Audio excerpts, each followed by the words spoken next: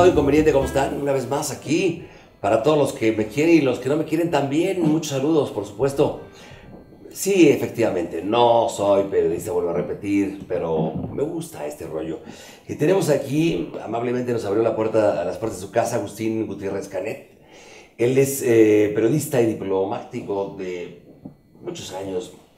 30 años, mi querido Burro. Gracias por la invitación, bueno, más bien por abrir las puertas de tu casa. No, para mí es un honor que estés aquí en esta casa de este modesto embajador. Oye, de verdad, es un placer estar contigo porque no eres, no tienes ninguna camiseta de ningún partido político, lo cual me gusta mucho, pero has sido embajador de México en Finlandia, en Irlanda, y tienes una trayectoria maravillosa, estudiaste en la Ibero. Me gustaría, la primera pregunta es, tú eres una persona autorizada para hablar de lo que está pasando en la política exterior de México, de Estados Unidos y en general de México. ¿Cómo ves a México hoy en día? Pues México está en una de las peores crisis que ha enfrentado en relaciones exteriores desde la Revolución Mexicana.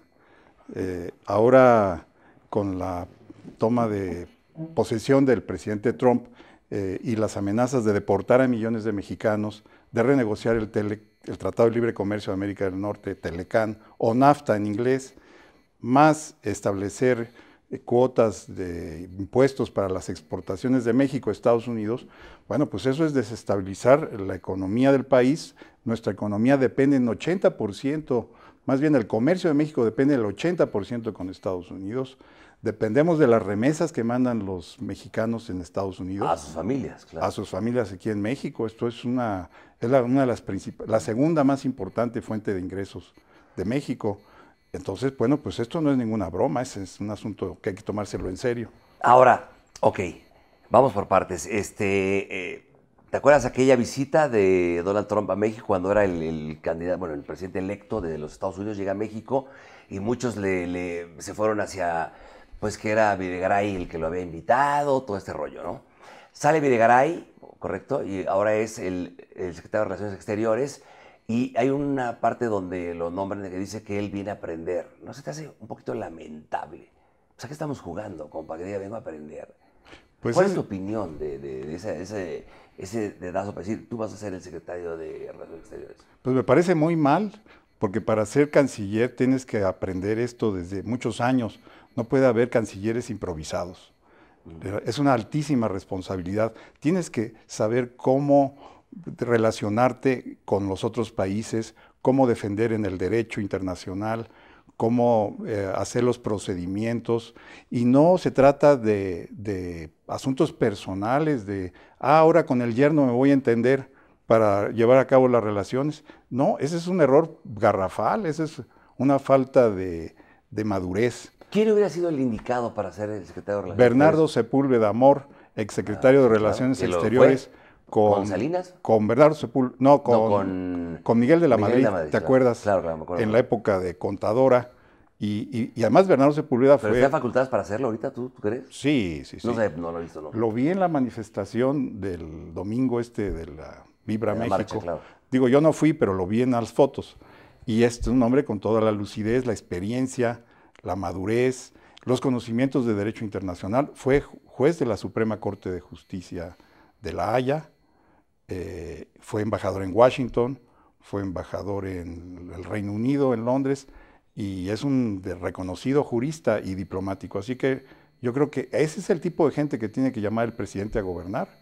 Ahora, Jerónimo Gutiérrez, ¿tú crees que sea la persona idónea para ser el embajador de México en Washington? No creo. Jerónimo es un muchacho inteligente. Él estuvo cuando estaba en el sexenio de Fox. De Fox. Él era el que, para América del Norte, el se encargaba, subsecretario para América del Norte. Cuando estaba el secretario de Relaciones Exteriores era Derbez. Derbez, exactamente. Es correcto. ¿Tú crees que él sea la persona que tenga... A ver, yo recuerdo cuando el presidente George W. Bush, no sé, seguramente lo vas a recordar, se le salió el coraje y el enojo contra los mexicanos cuando el presidente Fox no apoyó en la ONU la invasión de Estados Unidos en Irak contra la guerra. Es verdad. Correcto. Sí. Se estaba enojado. Ahora, estamos en un momento igual de difícil el día de hoy. Con este personaje que estamos hablando, ¿tú crees que tenga los tamaños para enfrentar a Donald Trump? Mira, yo conozco a Jerónimo Gutiérrez, creo que Es un economista bien formado en el ITAM y es un hombre inteligente, es un hombre preparado, pero no preparado para ser embajador en Washington, porque él no tiene la experiencia diplomática suficiente. Él no es un diplomático de carrera. Y más bien está ahí por una liga personal, Son amistosa, compadres de Videgaray. Son compadres. Así es. Entonces esa es la verdadera razón por la cual está ahí. Entonces Hay aquí, gente... aquí es el primo, el cuñado para... No sé, ¿qué pasa? Es decir, ¿por qué no, en serio, los mexicanos ya estamos hasta el gorro? Es que creen que los puestos son botín familiar, ¿eh? Y ese es un error gravísimo de Videgaray. Y hay que decirlo claramente a toda la gente, que el señor Jerónimo Gutiérrez, que es una persona honesta... Yo no lo conozco, Yo pero, sí, yo lo pero sí conozco veo, y por eso lo juzgo. pero sí veo que es el compadre y pero- lo que había hecho en aquella Pero época. hay funcionarios diplomáticos de carrera que debían estar ahí ocupando el puesto. ¿Como quién, por ejemplo? ¿Quién te gustaría que fuera el embajador de México en Washington? Pues mira, ahí yo creo que hay muchos embajadores capacitados. En primer lugar, yo creo que sería muy bueno tener a una mujer, y hay también hombres muy capaces. Te digo nombres, pero no son muy conocidos públicamente porque operan en las sombras más bien. Pero yo diría, por ejemplo, Miguel Ruiz Cabañas, que es el actual subsecretario de Asuntos Multilaterales, un embajador con experiencia. Si a ti te llamaran para ser embajador de México en Washington, ¿lo harías? Sí, sería un honor ¿Te para gustaría? mí, pero claro, estoy ¿Y cuáles consciente. serían los 10 objetivos para tratar con Estados Unidos, por ejemplo? Mira, el principal objetivo es proteger a los mexicanos en Estados Unidos, es la protección consular. De los 10, yo diría que el 90% es la protección consular, la prioridad. Ese es el primer objetivo. Digamos que los 10 es uno, proteger a los mexicanos en Estados Unidos. Para eso tenemos una red de consulados, de más de 50 consulados allá. Desde luego que, y eso está bajo la coordinación del embajador en Washington. Esta labor de protección consular no es nueva. Ahora apenas algunos están empezando a hablar de ella, pero ya existe desde hace decenios. Lo que hay que darles es dinero, hay que darles más fondos. Hay un grupo de empleados consulares que de manera pues discreta, a través del Twitter, están exigiendo más recursos porque no hay dinero. Una diplomacia sin dinero es una pobre diplomacia. Oye, Agustín. Y eso el presidente, es verdad, anunció 10,000 millones de pesos para dedicarlos a los consulados, pero lo hicieron apenas ahora. Y dicen los empleados consulares en Washington y en California y en Texas que ese dinero no ha llegado. Entonces, ¿Y dónde está?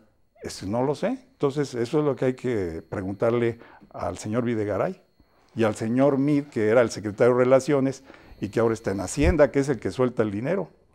Qué cosas. Oye, Agustín, dime algo. Tú, si fueras el embajador de México en Estados Unidos, en Washington, ¿cómo enfrentarías a Donald Trump con todas estas amenazas y todos estos dimes y diretes y todas estas cosas que hay? Respondiéndole a todos los ataques que hace a México de manera respetuosa pero firme, con imaginación y valentía, no ocultando la realidad de los problemas que estamos enfrentando ahora cada vez a través de los twitters. A cada Twitter una respuesta. Yo creo que no hay que dejarle los espacios a él. Y ya viste lo que pasó, que fue el señor Videgaray a Washington, estuvo en la Casa Blanca. Y ahí es cuando de repente anuncia que no va el presidente de México, ¿no? Por lo que dijo. Así es, y después de haber supuestamente reunido en la sala oval con el presidente Trump, con su amigo Jared Kushner, el yerno, ¿y de qué le sirvió es que participara ahí revisar el texto del discurso si a las 2 horas vino el golpazo contra México otra vez, ¿no? Oye, en tu opinión, yo creo que el gobierno de México, todos los esfuerzos van dirigidos hacia Estados Unidos por lo que está pasando con Trump. Pero la pregunta sería, ¿hacia otros países qué hay? No estamos olvidando ese tema por estar tan presente, lo tenemos. Yo creo que el día que dejen de hablar de ese señor, te lo juro que va a cambiar. Es como la novia cuando a menor interés hay una fórmula, mayor respuesta, ¿no? Sí. ¿Qué opinas? ¿O estoy ya loco yo? No, estás loco. Siempre están hablando de ese señor, ya que se calle en la boca de Trump. Sí, tienes razón. López Dóriga, todos hablan de él. Pero es que el problema es que él genera noticias que hay que responder a ellas, ¿no? Si cada tweet sube o baja el dólar. Así es un problema serio de comunicación. Yo creo que sí habría que hacer una estrategia de moderación, pero sin quedarse callados ante estos agravios. Lo que yo critico es que Trump empezó a hablar, no ahora, empezó hace un año y el gobierno se quedó callado. No contestaba todas las agresiones que hacía contra los mexicanos. Decían, no, este hombre está loco, no va a ganar las elecciones. Y yo me pregunto hoy si Trump va a acabar su presidencia. ¿Tú crees que lo acabe? No la va a acabar. Yo ¿Qué te apuesto. ¿Que lo maten? Que... No, Perdón, no, Dios mío, jamás a ver, pienso yo eso. ojo, yo no estoy, luego me entiende, no estoy diciendo ni le deseo el mal a nadie nunca. No, Dios, yo Pero ¿tú tampoco. crees que pueda ser o que suele suceder? Puede Mira, pasar? la Constitución. Dos, que el mismo gobierno de Estados Unidos lo tire. Sí. Los republicanos no están en contra, ya están en contra de muchas de sus, ¿cómo se dice? De sus ideas, ¿no?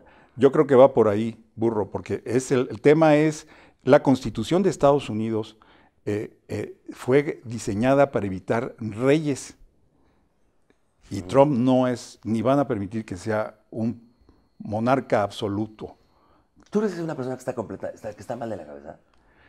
No, yo creo que es más una bien persona... es un hombre egocéntrico, con un exceso de vanidad, un ego extraordinariamente, no que esté loco, no, una cosa es estar loco, débil mental, sino que es un hombre con una gran vanidad, con un gran egocentrismo. Por eso es que yo creo que eso es lo que lo refrena, que siempre está esperando que los otros le contesten. Y a lo mejor tu estrategia esa podría funcionar mejor.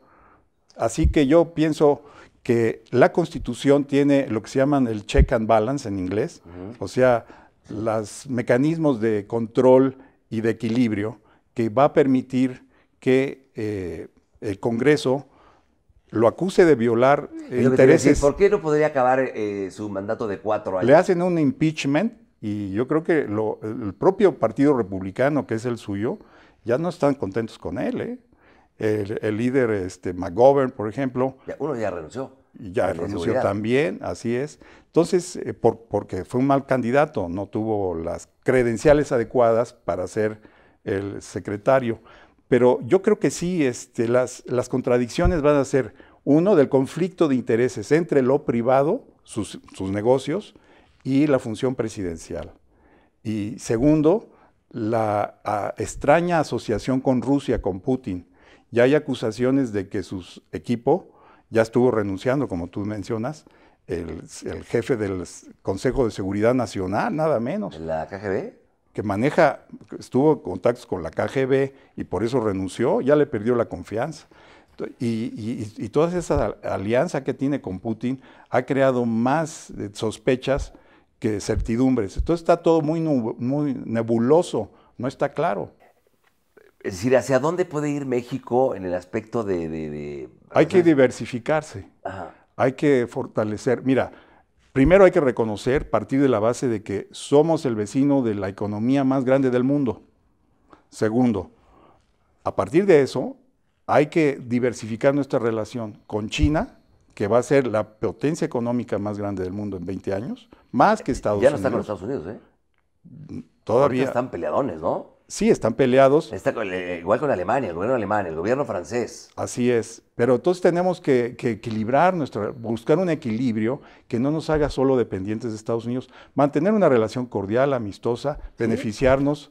Bien, los mexicanos y el pueblo americano es a todo dar. Digo, la mayoría de los norteamericanos, gente sensible, gente educada y gente cariñosa. Hacia los mexicanos, aquí hay 1 millón de americanos viviendo y están felices en México. Y tú vas a Estados Unidos y te tratan bien. Claro, hay un grupo xenofóbico que odia a los extranjeros y que ha odiado a los mexicanos por culpa de Trump, porque está mandando mensajes negativos a cada rato. Pues. Oye, pero no hay que pelearnos con el pueblo americano. No, eso sí, para nada. Aparte, hay gente muy valiosa, tampoco podemos generalizar, ¿no? Por culpa de una persona. Así es, así es. La postura de candidatos con respecto a Trump, ¿tú qué opinas? ¿Qué candidatos visualizas para el 2018? ¿Cómo ves a un 2018 aquí en México? López Dóriga me decía que va a ser la cerdez más grande que vamos a vivir a lo largo de toda la historia de México. Me temo que López Dóriga tiene razón porque está muy bien informado. y es un gran periodista. Joaquín tiene mucho olfato periodístico. Le platiqué y estuvimos platicando con él y yo le pregunté que por qué le tiene tanto miedo a Andrés Manuel López Obrador. ¿Por qué? La gente, los políticos. Porque no lo conocen, porque efectivamente hubo una campaña negativa a través de los medios de equipararlo con Chávez, de decir que era un peligro para México, y toda esa fue una campaña negra. Esta vez yo creo que ya no va a ocurrir tanto, porque va a haber una respuesta de López Obrador para contrarrestar todas estas campañas negativas. Yo he querido entrevistarlo y por ahí andamos. Mi querido Andrés Manuel, a ver si ya me abres las puertas de tu casa. No seas así. Ya te dije, te quiero entrevistar. Yo creo, y por ahí decía José Ramón Fernández, por ejemplo, también, que él podría ser un gran presidente para México. ¿Tú qué opinas? Es decir, ¿por qué no darle Mira, yo creo que hay que darle la oportunidad a López Obrador de ser presidente. Él lo mató a la boca. Porque pasados sí, a veces tuvo algunas expresiones desafortunadas, pero hay que entender que era en defensa de las posiciones, que estuvo atacado por la defensa de la gente pobre, etcétera, y lo acusan de populista. Es que de veras, López Obrador juega un papel muy importante para equilibrar al país, porque hay grupos extremistas que pueden ser violentos y gracias a López Obrador él está conduciendo, dando canalización, es una válvula de escape social. Hay un gran malestar, porque no hay trabajos, porque hay falta de seguridad, porque no hay suficiente trabajo bien remunerado, etcétera.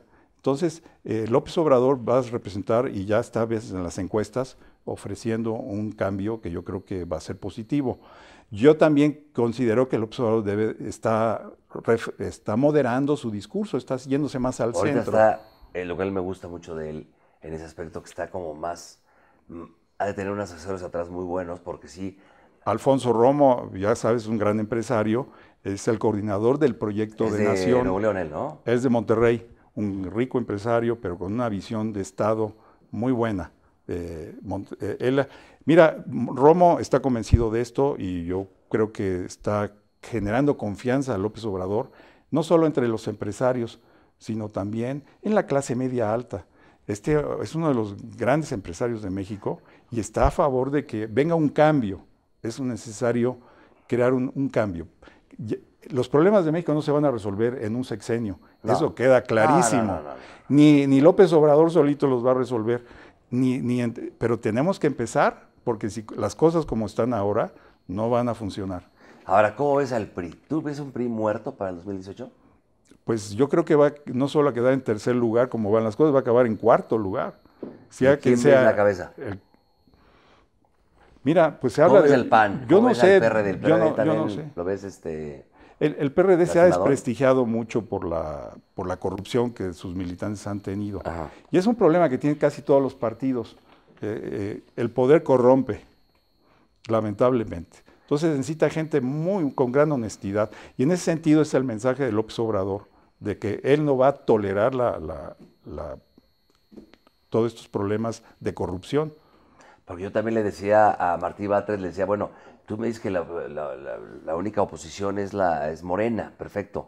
Pero yo también le dije, bueno, ¿y dónde también tenemos? Es que también tenemos recuerdos también de todos los partidos, pero ese hecho bochornoso de donde Bejarano está agarrando el dinero y que era gente de Andrés Manuel, y luego estás hablando de que no va a soportar ese tipo de cosas. Y me dijo, ya no está con nosotros, perfecto. Sí, es verdad, pero eso fue concertado por Salinas para golpear a López Obrador. Él trabajaba para López Obrador, este señor Bejarano, pero él ya no está ahí. Ni ese dinero era para López Obrador. Hay pillos, como digo, en todas partes. Sí, claro. Pero esas grabaciones que tenían era para precisamente ligarlo a él y mostrarlo como corrupto. López Obrador es un hombre honesto. Oye, ¿tú crees que el licenciado Salinas siga vigente en México hoy en día? Mira, sí es un hombre muy inteligente. ¿Tú lo conoces? Sí, lo conozco. Él me corrió de Madrid cuando yo era segundo en la embajada. ¿Y luego te corrió? ¿Por qué me corrió? ¿Hiciste algo mal, Agustín? No, al contrario. Fíjate que yo fui encargado de negocios en la Embajada de México en España y el gobierno español me llamó. Encargado de negocios, voy a aclarar, es el que sustituye al embajador temporalmente en su ausencia. Ah, ok. Ese es el término que se ¿Pero fue en París? No, en Madrid. En Madrid, ok, porque en París estaba en el sexenio de Salinas, estaba Morales de Lechuga, ¿no? Sí, pero yo estaba, fue el tránsito entre el embajador González Pedrero y el embajador Silva Herzog. En ese periodo yo estaba de encargado de negocios, así se le conoce. Entonces me llamó el gobierno de España y me dice, queremos hablar con Cuauhtémoc Cárdenas, que está en Madrid. Y le dije, ¿y yo por qué? ¿Qué tengo que ver yo con él? No, queremos que sea a través de la embajada. Entonces pedí instrucciones a México, estaba Solana, Fernando Solana, el secretario, no estaba, y allí una persona, el secretario particular, me dijo, bueno, pues allá tú decídelo. Y yo dije, pues lo voy a decir, ¿por qué? Primero, porque el gobierno español sí dialoga con la oposición, con todos los gobiernos de la oposición, no solo el de México. Segundo, porque así damos la imagen de ser un país democrático y tolerante.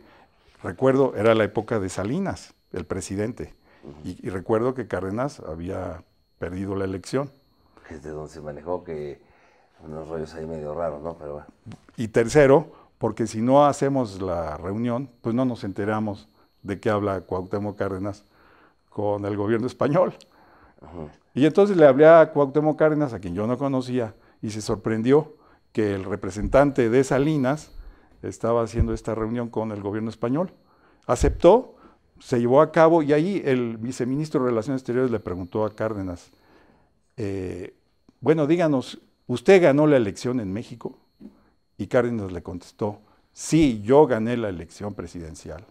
Salinas es un presidente espurio, le contestó. Fuerte. ¿Tú crees que ganó la elección Pues Cuauhtémoc? puede ser que sí la haya ganado, pero no tengo pruebas para afirmarlo, pero digamos que ya ves que se cayó el sistema, todo ese problema, ¿no? Entonces no, siempre quedó la duda. Y entonces le preguntan, y bueno, el ingeniero Cárdenas, si hoy, en ese momento de la elección, ocurriera ahora, ¿usted ganaría otra vez? Y él dijo otra vez que sí, que él hubiera ganado la elección. Yo en ese tiempo, si bien le pude haber creído la primera respuesta de que él pudo haber ganado la elección presidencial, la segunda ya no, porque Salinas ya había remontado este problema de la legitimidad presidencial, claro, cuando detuvo a la Quina, ¿te acuerdas? Y fue lo que primero que hizo entrando a su...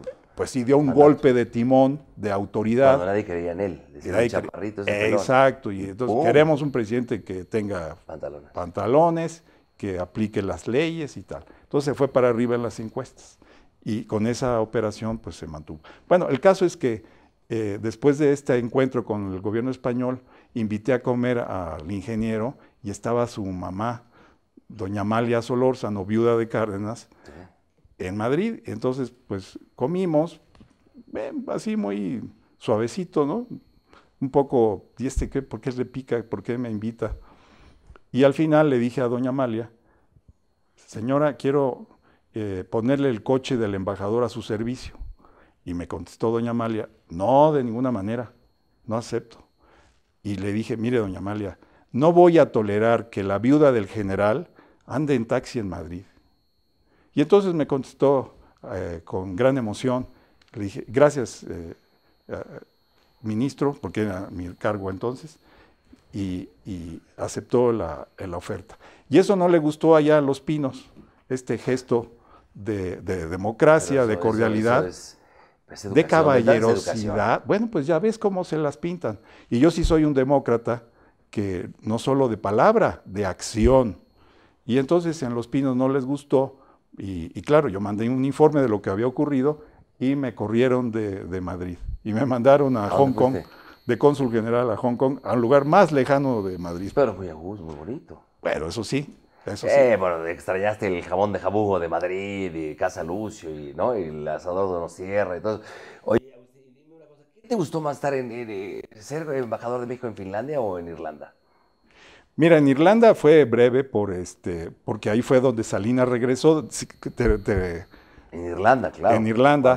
Ahí fue donde, para continuar con lo de Madrid, invité a Salinas cuando llega apestado en el gobierno de Zedillo a Irlanda para decirle que me llama a él para pedirme un poder para su hijo Emiliano, un poder notarial que le permite vender y comprar las propiedades. Y entonces se lo di con mucho gusto.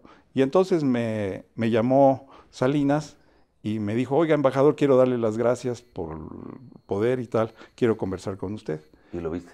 Y lo vi. Y le ¿Ya dije, había estado con él físicamente en persona? no era la primera vez. Y entonces, digo, no en privado, sí en actos públicos. En privado no. Entonces le dije, con mucho gusto, señor presidente, manteniendo esa cortesía también de llamarle Sí, presidente al educación, claro. expresidente, ¿no?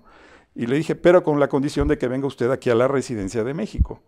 Y así, y fue, y dije, y acepto su invitación a comer fuera en un restaurante. Esa fue la negociación. Y entonces Con llegó Ana Paula.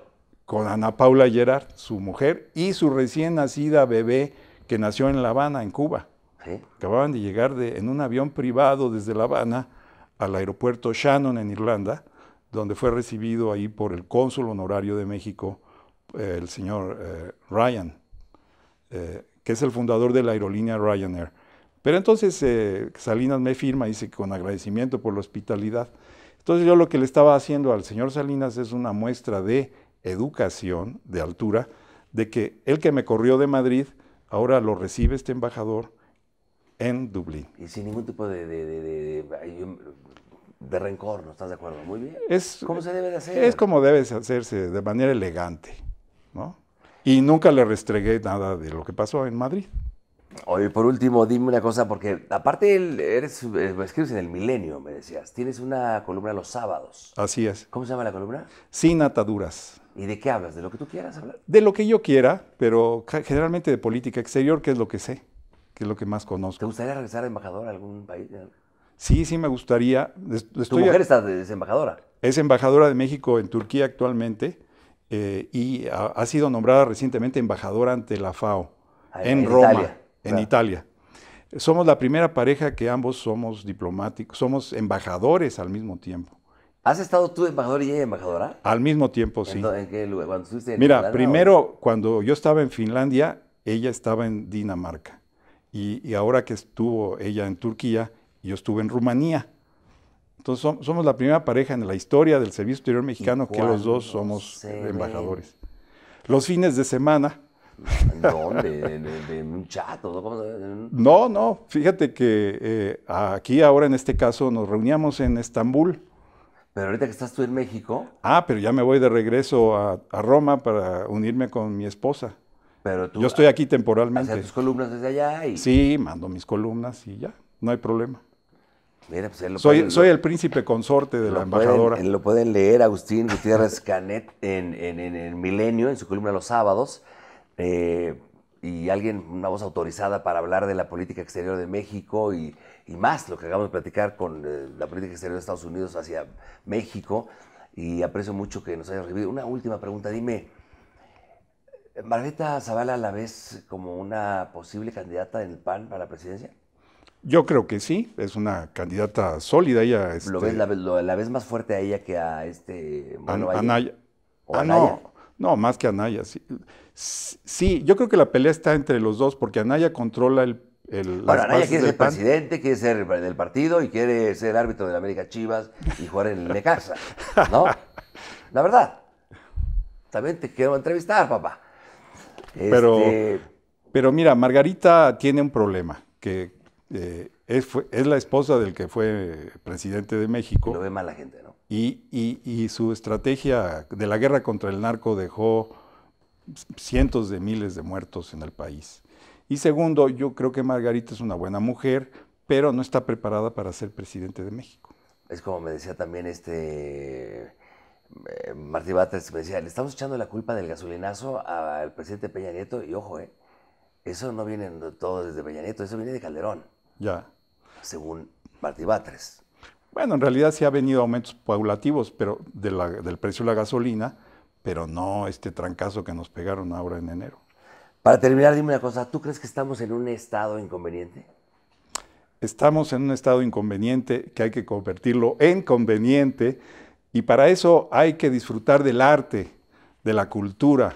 México somos un país maravilloso en cultura. muy rico en cultura, en muchas cosas. Tenemos muchas cosas que... Nuestra gente es maravillosa. Es el nuestras pueblo playas, hospitalario. todo lo que producimos. Sí, no, en este país. somos un país fabuloso. Yo creo que a veces la hiel se nos sale por el hígado, pero es que México es un país maravilloso. Pero sí tenemos una bola de corruptos políticos. Es una vergüenza, de verdad. Muchas gracias, Agustín. Mi querido Burro, es un placer. Un placer, Oye, qué gusto conocerte. Igualmente. Y te admiro mucho por la gran labor que estás haciendo. Gracias, gracias de verdad. Felicidades. Y a ver qué día me invitas a Finlandia o a Irlanda. Pues a Roma será la próxima. Allá nos vemos en el Coliseo. Él es Agustín Gutiérrez Canet. Muchas gracias. Gracias.